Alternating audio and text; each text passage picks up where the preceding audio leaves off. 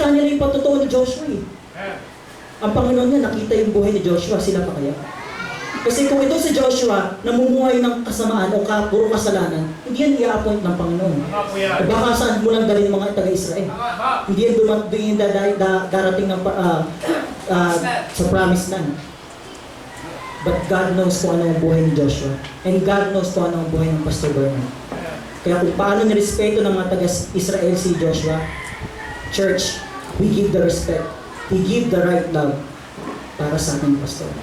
He is the leader. Kinalimutan na nga niyang mag-asawa para sa iyo. Amen, church? Hindi ko alam kung sino sa atin ang mga minsan ang natulungan ng pastor natin. Alam niyo yan, mga kapatid. Kaya pag dumating yung panahon kayo pagpalain ng Panginoon, wala kayong karapatan para magdamot sa pastor niyo. Lalo na mga kabataan, young professionals, huwag niyang kakalimutan ang pastor niyo. The time na kinalimutan yung pastor niyo, sinasabi ko sa inyo, ang pagpapala ng Panginoon mawinidhol sa inyo. Dahil kung ano ka ngayon, may factor o mayroong influence siya ng pastor niyo. Si Moses nga eh, minentor si Joshua. Tayo pa kaya mga young people, pag kayo minimentor, magpa-mentor kayo. Kasi para sa inyo yan. Sir Paulo, Sir Joseph, kita nila kung ano yung importansya ngayon ng church ng pag-mentor. Next time, pagka may mga invited, dapat pastor, ito pala yung mga isama. Makita nila yung kahalagahan ng pag-mentor ngayon. Marami pong pastor ngayon ang nagsasuffer pagdating sa mga key persons. Kita-kita nila Sir Paulo yan. But hindi po tayo nagko-compare, tayo po ay nagpapasalamat lamang sa Panginoon. Dahil tayo yung natuto. Minsan natuto sa instruction ng Panginoon na ibinigay sa leader natin at tayo may minento. Baka walang Sir Jonathan ngayon. Wala ako ngayon. Wala Sir Lester. Wala tayo ngayon na tinuruan ng leader natin. Amen. Kaya ngayon iba dyan, pag wala si Pastor, parang akala mo ayaw na mag-church. Si Pastor palang pinupuntahan sa simbahan. Well, it's a matter of love. Amen? Pero dapat higit pa rin sa Panginoon. Because we can, by the grace of God. Sorry, bili na tayo po. Amen? And last instruction ng Panginoon po, ano po yung huling instruction o yung huling biyaya ng Panginoon? That's why, na-overcome, na-reach out yung promised land. Lahat naman tayo gusto ma-reach ang promised land. Amen? Amen. Meron po ba dito gusto hanggang dito na lang, ang buhay? Lahat naman po tayo merong pangarap. Amen? Lahat naman tayo may pinagpe-pray. Amen? Lahat naman tayo merong desire. Amen? Pero dapat, napakahalaga na ibigay mo muna yan sa Panginoon. Una po, God's instruction. Napakahalaga po na sumunod sa instruction ng Panginoon. Pangalawa, sumunod sa great leader. Pangatlo, godly companions. Wow! Amen! Itong mga taga-Israel, kung nakihalubilo sila sa ibang nation para pumunta sa promised land, o kahit sila mismo hindi nagkaisa, bakit hindi nila ma-reach ang promised land? Tama po. Kaya kapatid, ikaw, hindi masama mamili ng kakaibigan. Tama! Kung yung kakaibiganin mo, ikaw ang dadalhin palabas dito sa church, mag-isip ka. Ayan! Hindi yan kaibigan. Ang tunay na kaibigan, dadalhin ka sa Panginoon. Yes! Kapag yung kaibigan mo, inaaya ka sa computer shop, mag-Dota, kung yung kaibigan mo, inaaya ka sa party-party, kung yung kaibigan mo, inaaya ka mag-inuman, kung yung kaibigan mo, inaaya ka sa chismisan, sa utangan, sa bisyo. Ay, sige po, alisin po natin yung marami ko nasasaktan. Sige po. Excuse na po yun. Dahil po ang biyaya ng Diyos sapat po para sa atin. Kung yung kaibigan mo niyan diyan ka dinadala, kapatid, hindi yan kaibigan. Yan yung mga tao na dapat mong iwasan. Kahit gaano pa kagwapo at kagaganda yan, kahit pa sabing ka pagkasama sila, kung every Sunday naman ay mapapa-absent ka nila, dapat silang layuan. Amen? At kung tayo naman dito ay magkakaibigan, dapat tayo nagpapalakasan. Hindi tayo yung nagkaka-opendan. Tama yan. Kaya sa anniversary, ang ma-offend, talo. Tama? Sabihin mo sa kapatid mo, pag na-offend ka, talo ka. Ang dami ko yun, ha? Ang ma-offend, talo. Wala pang ano, sir? Walang lechon? Walang lechon. Sauce lang. This is the reality. Lahat naman tayo may pangit na ugali. Tama yan. Amen. Kahit po ako, kahit na sino sa atin may pangit na ugali. But what's the will of God? The will of God is to reach our anniversary. 18th year church anniversary. Amen. Dibo na po natin yan eh. But we have godly companions. Maaring mga taga-Israelita, may mga nagre-reklamo dyan, hindi lang natin alam. Diba? Maaring merong mga clashes of ideas. Diba? Ay, dapat ganito, dapat ganyan. Dapat naka-catering. Ganyan. So, hindi natin alam. Pero, the reality is, merong leader. Tama? At kung yung leader, sinet yung instruction, dapat pare-parehas tayo ng susundin. And tayo bilang Kristiyano, actually napaka-sarap kong isipin na dito sa church, magka-offendan man o magkaroon man ng di pagkakaunawaan, after a while, naiayos din. Kasi pag lumabas ka, ilang years, may mga taong hindi na nakikituwa. Magkapit-bahay lang yun. Pero hindi po yung tama. Kaya bilang Kristiyano, tayo dapat ang nakikitaan ng tama, ng righteousness ng Panginoon. Tayo dapat, sabi po sa scripture reference natin, let your light so shine before men. Amen, church? Godly companions. Kaya church, this coming anniversary, meron tayo kanya-kanyang responsibility para ma-reach yung promised land. Amen? Gusto po ba natin ma-reach yung victory? Sino pong ayaw?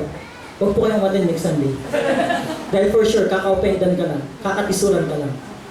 Church, napakahalaga, kung tayo magpe-prepare physical, mas i-prepare natin yung spiritual. Yung attitude, yung behavior natin. Church, maraming magiging dahilan para maputol ang PC ng pasensya mo. Maraming magiging dahilan para ma-offend ka. Maraming dahilan para mapagod ka. Pero that's not the reason para ma-offend ka. Dahil ang kalooban ng Panginoon to reach the promised land. Ang kailangan lang natin gawin, follow the instruction, follow the leader. Para ma-reach yung promised land. Kasi ito yung blessing sa atin eh. Meron tayong godly companions. For sure, pag lumabas ka, nakakapanibago nga po eh, kapag halimbawa lumabas ka, hindi nakasanayin yung disiplina, nakita mo walang disiplina, ano pong nararamdaman mo? Naiilang po kayo, no? Ako naranasan ko po yun eh. Merong sinabing oras, ganitong oras wala pa. Lagi ko naisip sa church namin, hindi pwede to. Pag sinabing 9:01 dapat start na tayo. 9:01 po, nag-start na po tayo. 9:05. Dapat pag sinabing 9:09. Ganyan po ang kalooban ng Panginoon. Godly companions, dapat iisang spirito natin. Amen? Kung yung goal ng isa, goal para sa victory ng anniversary, dapat ganun din sa lahat. Amen? Iisa yung goal natin. Kasi imagine niyo po itong mga taga-Israel. Merong instruction ng Panginoon, merong great leader, pero hindi iisa yung kanilang goal. Paano po nila ma-reach yung promise land? Kung doon sa mga priest, meron nagre-reklamo ba, pang 7 ikot na natin to ah. Nakakapagod na. Pero sumunod. Nakiisa. At yan po ang napakahalaga. Kaya nga weekend, kasi marami tayo. Weekend by the grace of God. Marami tayo. Walang iwanan. Kasi hindi, kung gusto mo, no man is an island, tama po, hindi mo kaya maging mag-isa. And yung church, hindi rin matatawag na church kung isa lang ang membro. Tama po ba? Kaya nga tayo church, we are the group of people following Christ. Amen? It's not the building, but it is the group of people. Ibig sabihin kapatid, kailangan ka namin. Dahil isa ka sa miyembro ng church. Isa ka sa mga bumubuo, hindi sumisira, bumubuo sa church. Pag sumisira, tanggalin yan. Amen? Kasi magiging kakatisuran lang yan. Ano po yan? Ano po tawag doon? Itiwalag na yan. Next time po, papractice po natin yan. Godly companions. Amen, church?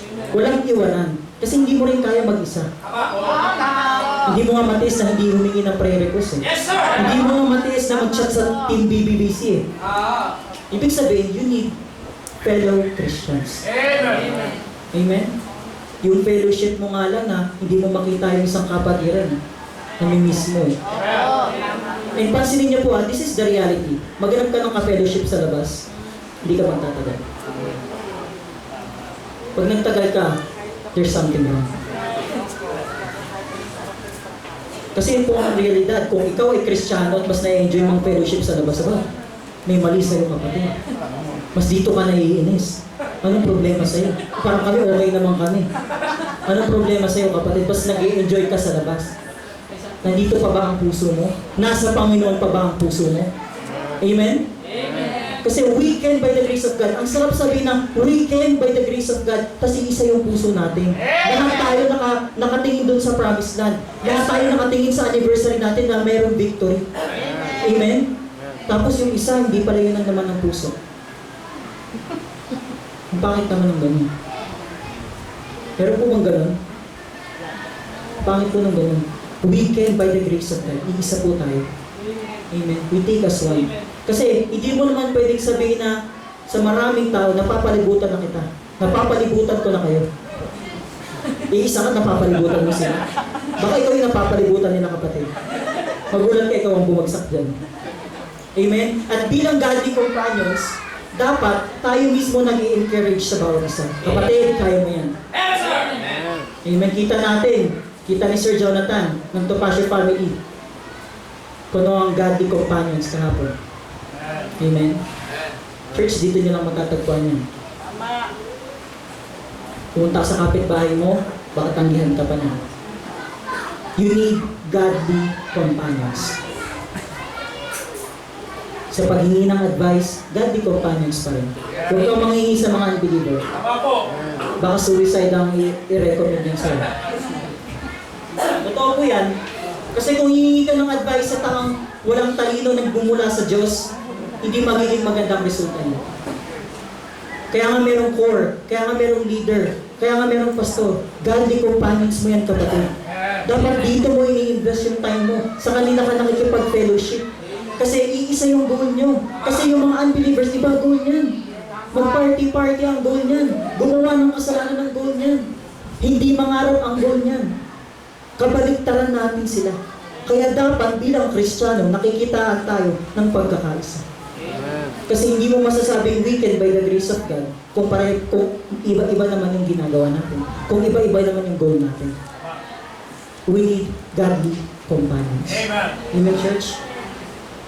So, sa anniversary po, bawal ma-offend. Ang ma-offend po, talo. Amen? Pag na-offend, talo. Bakit? Imbis na ma-appreciate mo yung victory na binigay ng Panginoon, dahil inuna mo yung pagiging offended mo, uuwi ka ng maaga. Tama po yun? Kasi hindi mo matitiis eh. Na-offend ka dun sa kapatid mo eh. Kaya observe niyo po sino uuwi ng maaga sa next Sunday. Pagka umuwi ng maaga, ay, kaya pag uuwi po kayo next Sunday, sabihan niyo po kami, uwi na po ako pero hindi po ako offended. Para aware po kami. Kasi baka mamaya, makita mo lumalakad ka, lahat nakatingin sa'yo. Na-open kaya siya. Kasi kung nandoon yung love, nandoon yung fulfillment, na-enjoy mo yung ginagawa mo sa biyaya ng Panginoon. Yung iba nga po dito, halos hindi na umuwi eh.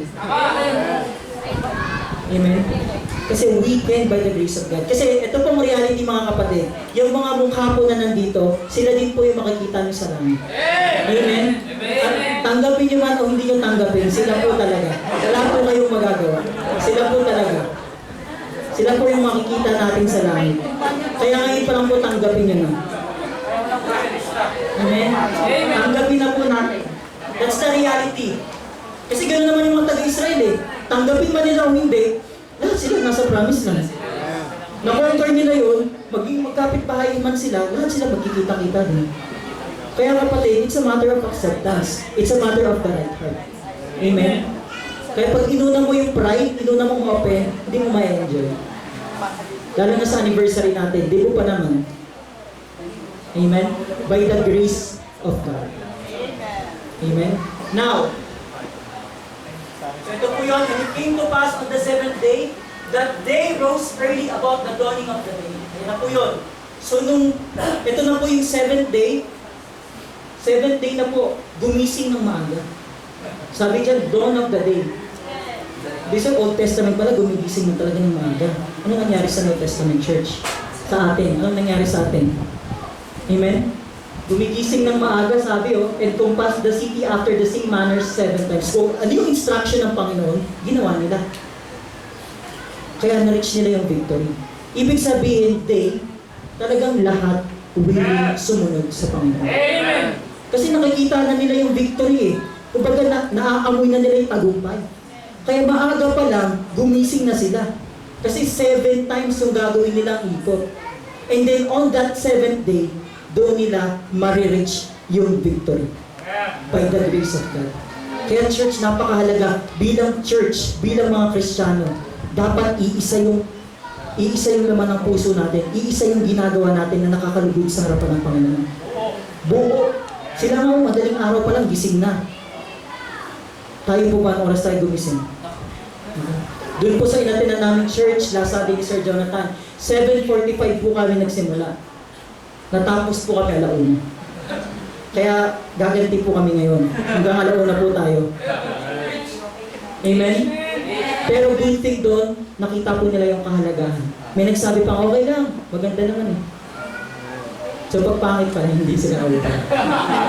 Pagpangit yung preaching, may pangit bang preaching? Wala pangit preaching, nasa sayo yun. Pero nakita nila yung kahalagahan ng pagtuturo, ng kahalagahan ng pagre-recognize sa pastor. Na-enjoy nila. Kaya nga nagkaroon ng pastor's champion Amen. Kasi merong godly companions. Iisa yung puso na nakatingin sa Panginoon para sa pastor. Amen. And yung bunga, that's the result. Na-reach nila yung promised land. Kaya dapat bilang isang Kristiyano, prepared ka din. Kasi hindi mo masasabi hindi sila prepared kasi madaling araw pa lang.